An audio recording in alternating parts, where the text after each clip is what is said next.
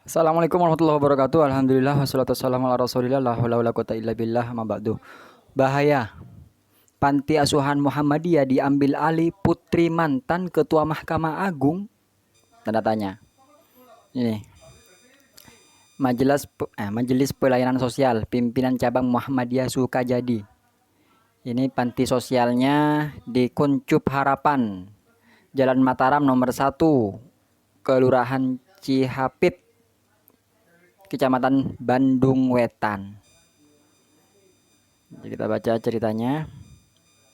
Keanehan hukum di negeri ini menyebabkan masyarakat menjadi terancam dan aset umat dapat hilang.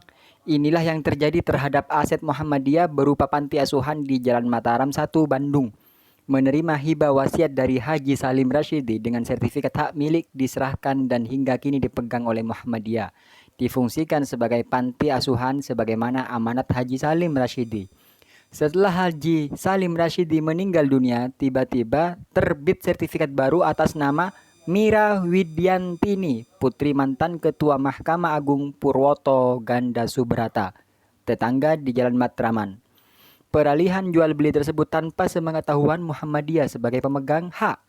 Terjadilah sengketa yang pada tingkat peradilan pertama di PN Bandung Muhammadiyah memenangkan perkara. Pada tingkat banding Muhammadiyah dikuatkan kemenangannya, Mahkamah Agung menguatkan pula di tingkat kasasi. Ingkrach. Lalu permohonan eksekusi dikabulkan dan dilakukan eksekusi. Secara hukum, tanah dan bangunan yang digunakan sebagai panti asuhan tersebut dimiliki dan dikuasai oleh Muhammadiyah secara hukum. Dan pengasuhan pun berjalan dengan baik. Tiba-tiba, Dokteranda Mira Widyantini yang mengajukan peninjauan kembali, putrinya Mahkamah Agung itu mengajukan peninjauan kembali dan anehnya Majelis Hakim MA memenangkan PK itu. Anak-anak panti harus hengkang. Akan tetapi penetapan eksekusi dinilai cacat hukum sehingga Muhammadiyah mengajukan perlawanan. Saat ini masih berjalan di tingkat kasasi. Muhammadiyah melaporkan ke polisi atas dugaan pemalsuan surat.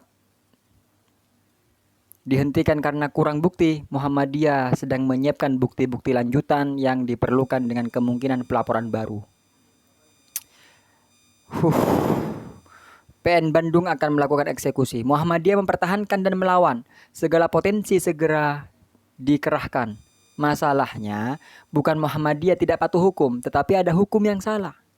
Bagaimana suatu akta jual beli yang berisi keterangan palsu dapat disahkan dan dibenarkan lalu menjadi dasar kekuatan eksekutorial?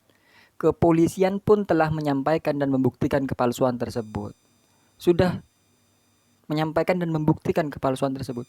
Suatu kejanggalan hukum lain adalah kepolisian tidak mampu memanggil notaris. Padahal saksi kunci itu memungkinkan menjadi tersangka. Iya, notaris ini penting. Aturan kekebalan hukum notaris yang tidak tersentuh adalah kezoliman hukum. Aturan kekebalan hukum notaris. Notaris ini kebal hukum. Jika notaris yang tidak bisa dipanggil polisi, jaksa dan pengadilan, apa yang terjadi jika notaris adalah bagian dari kejahatan itu sendiri? Perlu diuji serius baik secara akademik maupun yudisial proteksi atau kekebalan hukum luar biasa seorang notaris sehingga polisi, jaksa dan pengadilan pun harus bertekuk lutut pada kekebalannya. Apa dasar hukum Majelis Kehormatan Notaris menjadi lembaga superbody? Panti asuhan Muhammadiyah di Jalan Mataram nomor 1 Bandung beserta anak-anak panti asuhannya dalam keadaan bahaya menjadi target dan agenda eksekusi pengadilan. Padahal secara agama dan hukum baik secara personal maupun institusional tidak melakukan penyimpangan apapun. Muhammadiyah wajar untuk melawan dan meluruskan kezoliman hukum yang kasat mata tersebut.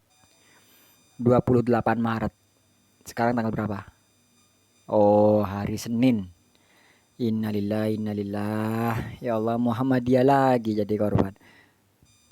Atas keegoisan seseorang yang kebetulan. Ini kebetulan putrinya Mahkamah Agung.